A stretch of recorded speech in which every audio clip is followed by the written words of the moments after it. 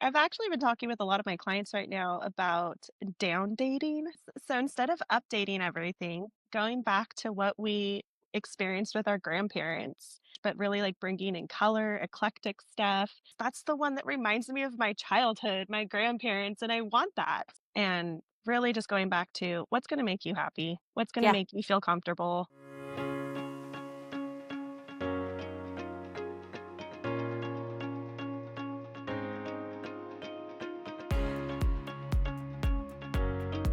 Consider yourself hugged. We are Tammy and Michelle, and your weekly hug starts right now. Okay, so we have just invited our guest for today, Breanne Moore. I'm going to read her bio. I just met Breanne a few weeks ago, and so I said I was going to read the bio, and then I just start talking. But I had the chamber here, the local chamber of commerce. Mandy, who's the director, is a connector, and she wrote the two of us and said the two of you need to meet. And so we met a couple of weeks later, and boom, here she is. I have her book, and let me tell you who she is. So Breanne is a marriage and family therapist. She's a writer. She's a speaker. She helps people navigate the space between who they've been and who they're becoming, which we've already had a conversation about when it comes to looking back on your past. She has a gift for seeing beauty in the messy middle. She blends professional expertise with a creative lens, inviting conversations that are both thoughtful and relatable. Breanne is passionate about exploring self-esteem, relationships, and the unique stories that shape us, always with a touch of curiosity and heart.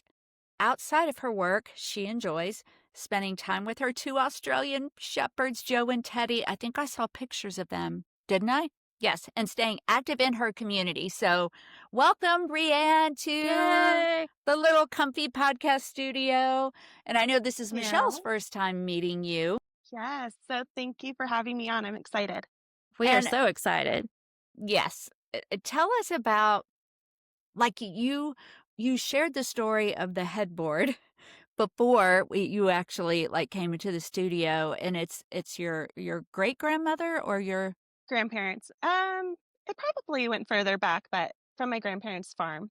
it went further back, and you talked about um the connection, between us now and us then. Tell us a little bit about your therapy, because I think that relates right to who you are now, who you're trying to keep up with, who you used to be. Tell us a little bit about what you do as a therapist. Yeah. So I love meeting clients exactly where they are. Obviously, we all come in with a story and a past. I like to call them messages that we've all experienced. And then hopefully, the goal of therapy is to change, right? I mean, you're not going to go meet with somebody and say, just tell me everything I'm doing is exactly right and I'll be fine. Um, but That's not helping, that's not what it's supposed to be. no, a lot of people think so, but Okay. All right. um, but then helping people use their stories to make really healthy changes in their lives and their relationships. Um, you know, I wouldn't say in my practice that I'm trying to rewrite your story necessarily, but really, how can we use it to support you and understand maybe why you're making the decisions that you're making or choosing to do the things that you're doing? And then moving from there and being able to support you in changes that's going to support maybe um, positive relationship Mhm. changes, Yeah. positive environment changes, any sort of health changes. So when you talk about people's stories, like what kinds of things are you asking them to share with you? So it's kind of interesting. I've had a couple different clients who have been discharged from previous therapists and come to session and they're really nervous about it. And Tammy, I got to tell you, sometimes just sitting with people and being present with them. I've had clients open up within the first 15, 20 minutes on things that they end up telling me later. I didn't even tell my previous therapist about this. And I Interesting. think it's got a lot to do with just the environment. So if I'm expecting my clients to show up exactly as who they are, I've got to do the same. So I'm a very different therapist in that regards. I'm not a very good blank slate. I show up exactly as I am. Um, Sometimes with chaos, having 2 Australian Shepherds, and sometimes very calm because the Okay. Australian Shepherds and I have had a great day. But I think just showing up as a raw, natural, exactly who I am makes these clients feel so comfortable, and so they end up telling me things that they maybe haven't shared with other people, and then I just get to hold space with them and share with them that this is a safe place to explore this. This is a safe place to unwrap this, and we might, unwrap it and go down that path and, like, really, like, explore it, or we might just acknowledge that it exists and then start to move forward and talk about what you wanna get, in the future. Yeah. Yeah, and I was thinking when you were talking, well, a couple of things. Michelle and I both love the show Shrinking. Have you Okay. seen it? I have not. So in the show Shrinking, the therapist like shares his life with his clients. Like he gets very, very close. And so I'm just wondering, like for okay, so we have listeners, they're predominantly women, and for the at least the first few, we don't know, couple months or maybe forever, we don't know. We are trying to help teachers, which really relates to your book, which we're going to get to in just a minute. Um, but when we have these people who are watching you right now, maybe they've never been to therapy and they don't know what, first of all, they don't know what that means to share their stories or is their therapist. When you say be real with them, what can people expect Well, I from you? think for me, I can definitely speak for me because I'm not sure what other therapists are doing in that first initial intake. But I'm taking a look at their intake. I have clients do an intake, share information. I'm going to be completely honest. The clients who take the time to really fill that out and like start the ball rolling, I think we have a better intake than clients who respond, no, yes, sometimes, depression, but don't really talk about what it is that's going on. But then in our first session, I start exploring. Tell me more about that. What's that like for you? How did that transpire? What was it like before? What do you want it to look like? Um, and it's probably as we start to build rapport in that therapeutic relationship, that probably both of our walls come down. I mean, I do virtual therapy, so I never know what's going to pop up on my screen. Wanted to ask that question too because we have Michelle, I don't know if you've had a chance to jump on Buzzsprout. This just I mean, I did post that we have like 100 downloads now on Buzzsprout because we just switched over to them. But it shows you where in the world people are listening. And it turns out, gosh, I should have screenshot that. It was only like 80% were US. And the other 20%, there was like Slovakia and Canada. But anyway, we do have listeners all over the US. So with your virtual, is it that you have to be like licensed in the state? You have to be licensed in the state that your client is in. So, other countries gets a little bit tricky because you'd have to abide by their laws, their requirements. Some of them might be pretty lenient and they're fine with it because you're licensed. Other countries are, nope, you've got to go through our schooling, our testing, and all of that. So I am licensed in 2 states, but it doesn't cross over to all of the different states, unfortunately. But you are licensed in what, in Tennessee and Tennessee and California. okay. So, because I'm just going to tell you, if I heard you or if I saw you on a podcast, I would probably think, I would love to talk to her. So, I want at least our Tennessee and California listeners to know Yeah. that you have that. Um, so the book, as we, as we focus on teachers, women, parents, moms, your book is called, I Am Because I Am. And one of the things that surprised me, and when I was reading just the, what do you call them? The reviews in the Yeah. beginning. Okay. So this one person said, going through this self-esteem, so Breanne focuses a lot of her therapy on or in her writing and speaking on self-esteem. It says going through this self-esteem workbook as a family, okay, was an eye-opening experience. Each night at dinner, we explored different topics, sparking truly meaningful conversations. So when we talked, I was really intrigued, and my mind automatically defaulted to, she has this book for teens, and this could really help our teachers, our parents to maybe understand their teens better. But it's bigger than that, I think. Way bigger. So, Right? my goal, I mean, ideal big picture would be that every family has this in their home because I really think bringing families back to that dinner table setting is where we're going to start to see a lot of transformation in mental health and self esteem. We talked earlier about down dating, and I think that's one of the examples is family dinners is Mm, missing from our culture yeah. today. Um, and it's wrapped up and we're really busy. We've got all these other things to do. But from my experience with clients that I've seen and working in the field that I'm working in, busy is exactly where mental health starts to become a problem. Self esteem Yes. starts to become a problem.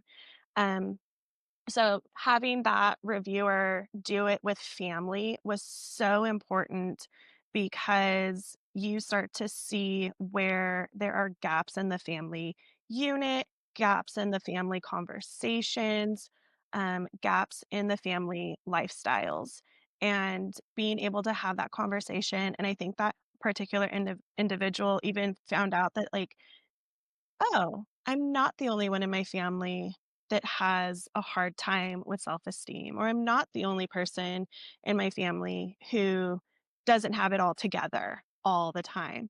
And once we start realizing that, again, we're removing those pressures of having to look like you see on families of social media or, the front that people put Yeah. out there.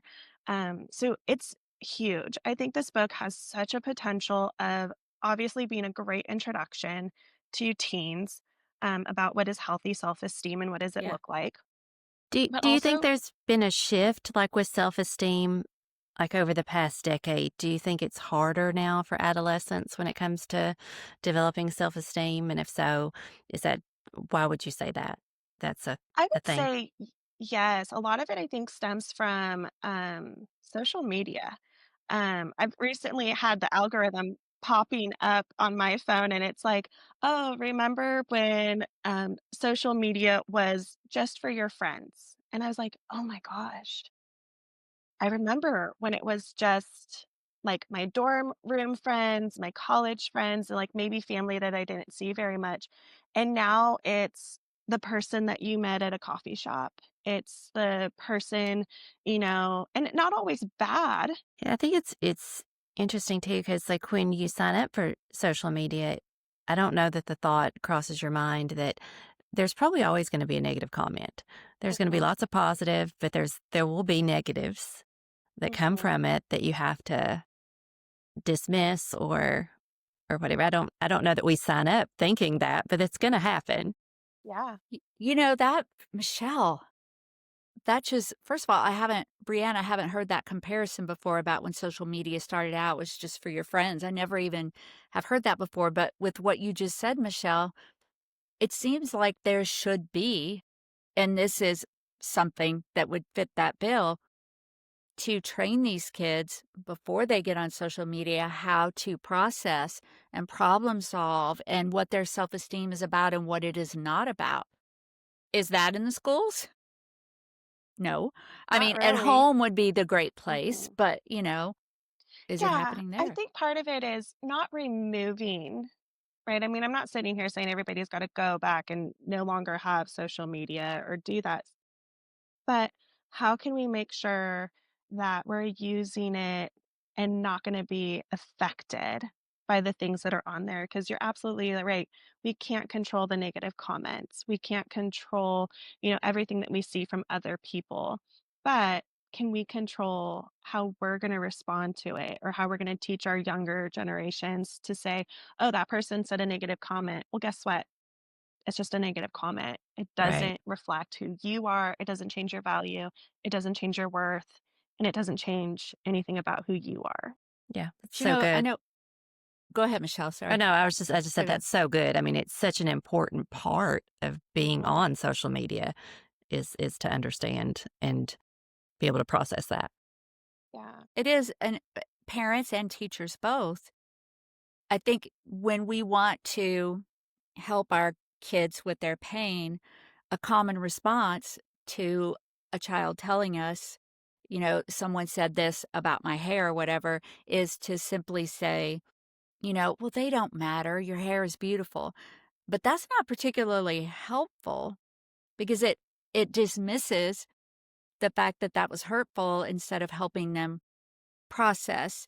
And as I say that, what I really want to ask you, and I have some things written down, but this book, because there's a lot out there on self-esteem, on mental health for teens, for kids, but yours takes it a little bit different. So what makes yours different?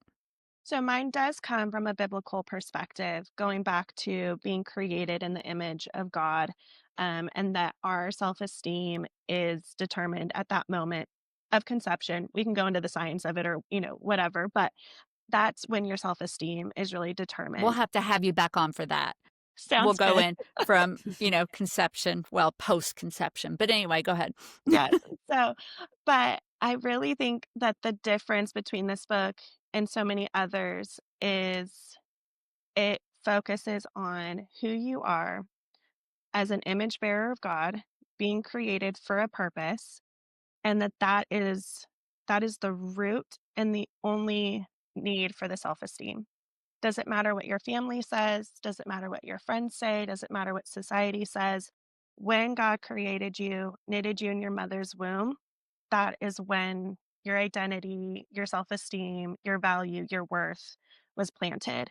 And honestly, in the many years that I've been living, I wish I had knew that earlier because I think it would have saved me a lot of grief down the road. Well, and I was gonna ask you, but you kinda just said it, like, 'cause was raised Catholic, but not for I mean, a big time practicing Catholic until but I was still really young when we left that because my parents divorced, and we never really learned that. I love this image bearer, I think that's beautiful, but not when you don't realize that, you're reflecting yourself in the eyes of maybe your father, your own faulty earthly father or whatever man or parent in your world. How do you catch up, when you don't really learn that message until you're much older? Is it easier to catch up when you're like still a teen or a tween or Think so. After I wrote the book, when I finished it, I cried. Not because I had finished it, but really just I had the movie reel of my life and a lot of choices come up. And I was just thinking, man, if I had had this at 12, if I had had this at 16, if I had had this at 22, if I had had this at, 33 or whatever, how many of my life choices would have been different?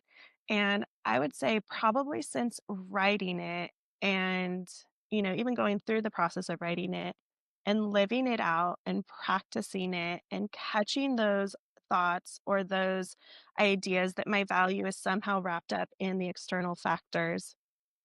Um, which always change? Always change, right. Um, Probably within since publishing it, Tammy, I would say that I've had a pretty good 180 on it, on even just for myself personally. And I've gotten great feedback from other people who have read the book and just I've been passing it from friend to friend to friend to friend to friend because everybody needs to read this. And so for adults, I really do say like it's a reboot. I think if anybody were to go through it at any age, it's an opportunity to slow down and reflect and start to challenge some of those thoughts that we're having. I love the reboot. Yes. I mean, I think that's really beautiful, and I wrote this down too while you were talking. Michelle and I both really love Christy McClelland. Oh my Oh. goodness. Yes, sorry. Big fan. Mhm.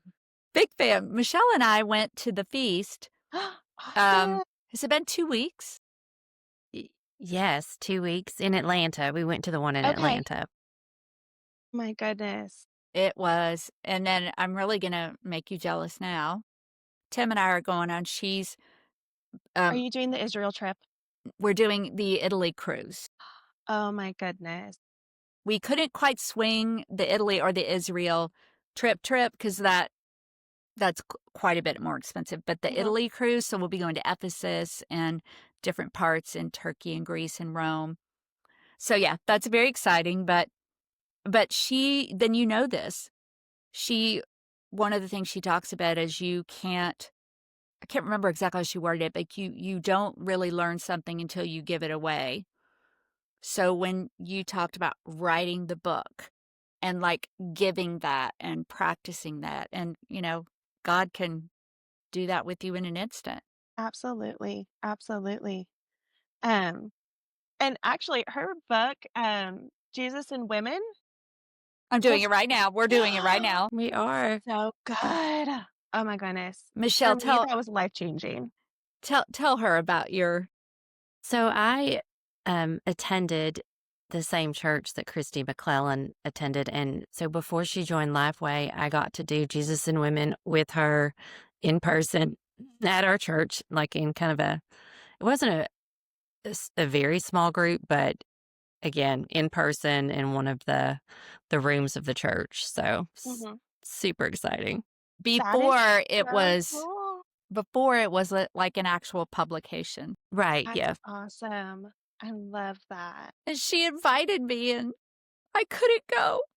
I mean, that was before anybody really I mean, I couldn't go, it didn't matter, but, yeah, so and Michelle said the same thing about that book, that it was life-changing, and so we just started the study this past week.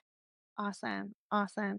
You mentioned earlier about, like, how, you know, growing up Catholic, and I also grew up Catholic, like, how did you navigate or have that shift in knowing that, like, God wanted to have a personal relationship with you? Um, and I would say that that book, Jesus and Women, was kind of that eye-opening, "Oh, God and Jesus actually do wanna hang out with me, do want me around, wanna, bring me from that place of shame up to a place of honor. And as a female, I actually do matter." Like, that book was that's what I mean about it being life-changing. It went from this distant father somewhere out there who cares, is sovereign, is amazing, to this person who's right here. It was amazing, and I think that that's part of, like, I would say maybe some of, like, that just internal underneath, maybe motivation pieces for the book, or maybe because I had gone through that, parts of that do show up in the book, is that there is a personal relationship that he wants to have with you, and your value and worth does not change.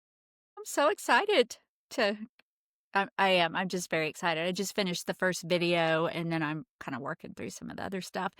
But this makes me think of a question too for our teachers. How can what would you say to teachers who are working in the public school district? Um, they're believers. Obviously, they can't take this book in the public school and say, let's do even private school. I mean, it wouldn't necessarily be part of their curriculum, but how can they use this book other than sitting around the dinner table? What would you recommend to them? Well, I think, possibly doing it themselves, and then our kids are watching us Mm, constantly. Even if we're not sitting there having a conversation about, "I believe that I am made in God's image," if I walk around like I am, they're gonna notice. I think there's a lot of themes throughout the book that can still be, used and applied to the public school system. Um, and so I think one of it is them just doing it themselves, checking in with themselves. How are they responding maybe to self-esteem issues in their own lives? Yeah. Um, and then when kids come up and have those issues, how can they have that conversation? And I get it, leave the Jesus Bible piece out, but the themes of it, which are really just come down to it doesn't matter what that person says, you have value, you have worth. I mean, I use these themes even in my private practice. So as a therapist, I'm not really allowed to bring up religion unless it's asked for and wanted by the client.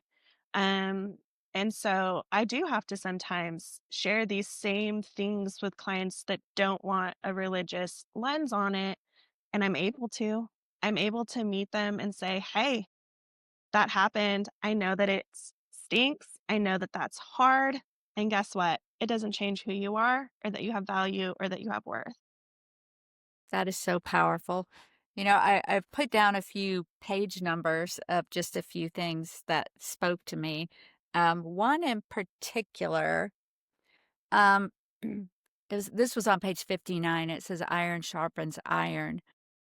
And the story is you're with a group of friends and you might find yourself like taking on their roles, behaving the way they're behaving. And then you talk about how your worth is defined in you. But this sentence I wrote, wow. It says, "When you're with the people you call friends, do you feel more like yourself or less?" And I thought, what a wonderful gauge. To me, that was just a really powerful question. Like, and I was processing it in my own life. And I'm thinking there are times, like when I'm with Michelle, I feel completely, you know, just myself, do whatever, be messy, um, all the things. And then I think of some other people in my life where I feel less like myself. I feel like I'm almost performing the friendship. What what made you think of something like that? Was it experience that you had? The experience that I've had, probably pieces of what clients, bring to sessions. But just really kind of reflecting on that. Am I trying to look like everybody else? And how do what do I miss out on by doing that? But then That's also, good. you know, finding people that maybe make me feel safer or like I can be myself around.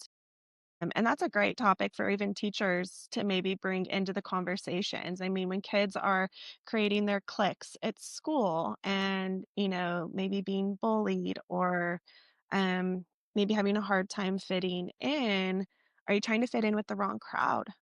Are you trying to change what you're interested in to, hang out with the popular group or whatever group they're trying to hang out with? Um, so I think that that could be a really good conversation for teachers to have. Well, let's look around the room. Who do you feel most comfortable with? Well, I feel most comfortable with the ones that are working on the science project. Okay, why don't you go hang out with them? Well, they're not the cool people. And it's like, well, that's okay. Like, they are the cool people Mhm. because they're the people that you feel most connected to. Um, Finding your people is so important. Sorry, So go ahead. important.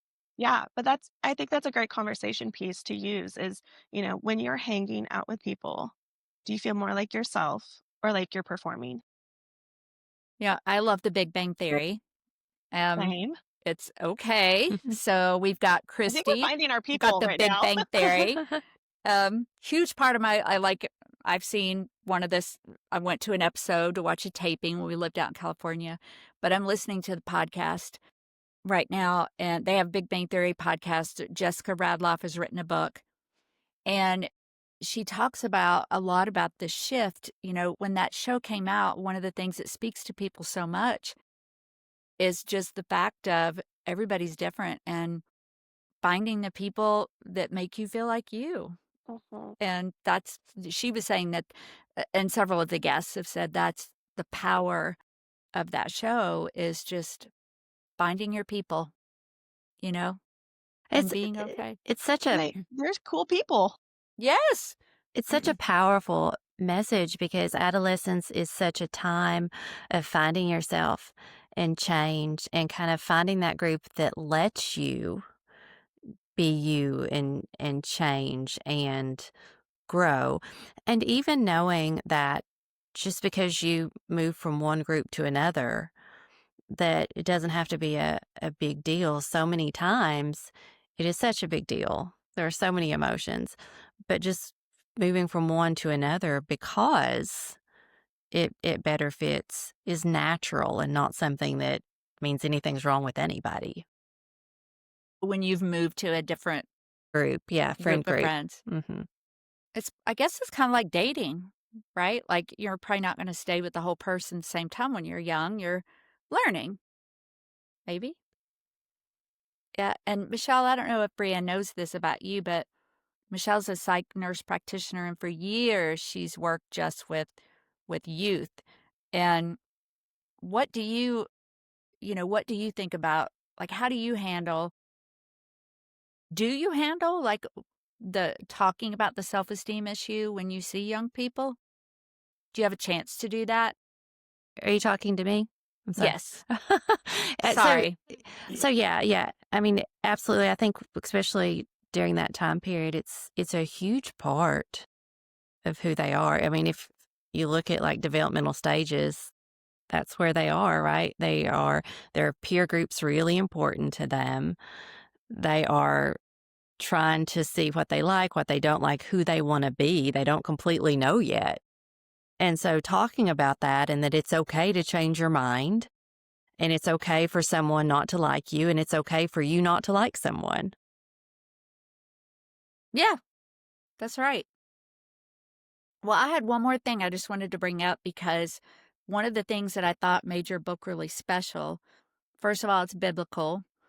Um, Second of all, that you have asked some questions and said some things that are not just like in the box, and I love a book or a product that says something that makes me write, "Oh, wow." Like, that's why we love Christy, right? Mhm. So much. It's like, "Oh, what?" I never thought of that. But then the other thing that you also do is you include tools. So this was on the renewal of your mind. So, I mean, I'm loving the way you're incorporating the renewal of your mind. This is on page 26. But you asked, what is a recent thought that you had? And I wrote down, this was just like a week ago that I was overwhelmed. And then you gave this actual action plan, like thought, strategy, action, result. I just wanted you to know that I used it. So I put, I'm overwhelmed. And then the strategy was, well, okay. And I want to know if I used it correctly. I was like, okay, then I need to plan better. So my strategy is about planning. And then my action. So I took a walk and I talked into the notes on my phone for probably 10 minutes. And I was saying, okay, here's all the things I have. I have my, where I do training for the EAP. I have the podcast and the teacher training that Michelle and I do, and then I have the stress club and all of that. So I'm talking to my notes saying, I have to do this, this, this, this, and this has to post on Monday, and I do the podcast on Wednesday, and da da da da. And I asked for an inspirational planner. So I'll show you a picture. I'll put it in the show notes. Did I send it to you, Michelle? I finished No. it. So it's on the side of this cabinet over here. It's a long piece of butcher paper. And I have Monday, Tuesday, Wednesday, Thursday, Friday, Saturday. And Michelle and I have talked so many times about resting and having fun and just don't do it. And then we went to the feast and it was talking about the Sabbath. That was the point about resting. And so I'm like, I am not working on Sundays anymore. I mean, minus whatever, I'm not. So that is not on my planner. And then I had Tim print out some pictures that went along with my theme of each day. I put the things on there that sort of have to be done that are tied to the day. Like today is podcast recording day. And then sticky notes are things I put on there that are other things, and then I rip them off and crumple that up when they're done. So the result, I had put question mark because I just finished it last night. It has made a real, it was it took, again, who I am, the renewal of the mind, and then a strategy. And I just Love thought it was that. really great. Yeah. I love how creative you got with it too, and that it wasn't just, answering those questions and, that you the sticky notes, right? They can move. They're like, okay, I didn't get to it on Monday. I can move that one to Tuesday or Wednesday, and that's going to be okay. And then the visual of crumpling it up, I accomplished this and throwing it away. And Yes. I just imagine you feeling so great as you were doing that. I did. So, and it started with reading this, but I guess the final thing I wanted to ask you, and then whatever else you want to tell us or Michelle, is just what, and by the way, are your dogs in there? No, I actually Shoot. trying to explain to Joe why she couldn't be in the room She can was though. I thought you said to keep your dogs away. Well, no, I just on our thing is like if there's I'm taking that out. This was a help plan thing. We want your your messiness, your so Yes, yeah. well, Joe is very upset about it, and she's outside the door right now, like, Joe good in. do you want me to go let her Go in? let Joe in right now. Okay. She was, like, as glued to the door as she possibly could Oh, be. "Come I'm here, so sorry. come I here, told Michelle a lot of times if I'm creating documents, there's a Chat GPT and me combo, and that was probably one I did not catch to here, take out. will you come here?" Being shy. There we go. Okay, well, just act like you don't care. Oh, oh. Hi. Okay, if you are listening and not watching, you need to go to YouTube right now and see. Wait, pull. Is it her? Her. Pull her a little closer over so we can see her. Oh, oh. Hello there. Oh, she can't hear. She is beautiful. This is Thank Joe, right? This is Joe. Yep. And Teddy is the other. Teddy is the other. So Joe right now is about 58 pounds, and Teddy's Good. 20. Oh. So Michelle, it's the coloring of the Michelle did puppy yoga. What was the puppy? Bernese Mountain Puppies. Similar coloring. yes, a lot of people asked if she was a Bernese Mountain Dog when she was a puppy. 'Cause she's got a fuller, boxier face than your typical Aussies, but no, she's full Australian Shepherd. She's And beautiful. Teddy looks almost identical to her, same black and white, copper points, leaner face, and like an all black face. Is Teddy younger? Yes, Teddy's 17 weeks. Oh, Where's Teddy? You want me to go get her too? Well, no, I don't want you to have to. Teddy's in jail right now because potty training is real. Oh, well, look, let's finish this, and then if you want to go get her, I don't want you to feel pressure to go get Teddy. And I'm I would sorry normally, that but yeah, she's in jail right now. it's okay. It's okay. You got to do what you got to do. You're a dog parent right now, so it's important to train. Yes. But squirrel. So back to the final. I just I guess the final thing is when people read your book, use your book. What are you hoping for them and for our teachers, our moms, our parents? Like, what do you want to say to them? Hope they feel different. I hope that they experience change. I hope that they, maybe picked it up because they were struggling with self-esteem or it was a topic that was coming up with their families or their kids, and that they realized that their value and their worth is knitted into their souls and cannot change. That is so beautiful. wonderful. Mm. Such a need for that. Yes. Yes. Well, ladies, what do you think? Are we good? Nothing else? I mean, I can talk forever, Well, no, we don't want to keep you forever. Well, and there's one more thing I want to do. We decided, and then we'll finish up with what we always say. I want to do like just 3 or 4 rapid fire fun questions for you, Breanne. Are you Okay. ready? All Yes. right, here we go. For you, sunrise or sunset? Sunrise. Are you early person? Sometimes, but when I get my morning light, it's amazing. It's a different calm. Okay, gotcha. Yeah, me too. All right, I think I know the answer to this, but it'll be fun for you to say it. Dogs or cats? Dogs. No doubt, dogs. Okay. Would you rather have a personal chef or a personal driver? Personal driver. But do you like to cook? I do like to cook. So you don't want that taken away from you? No. Okay. And here's my last question. If you could teleport anywhere right now, where would you go? Oh my gosh, the first thought was Grace.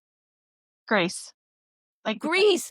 Grace. I thought you said grace. No. Well, And I was like, no.